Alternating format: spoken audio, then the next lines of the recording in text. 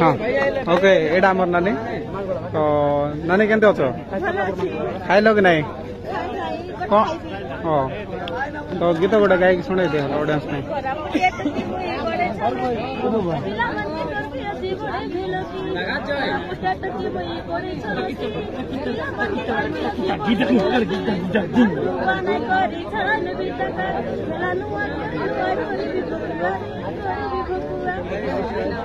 music Devi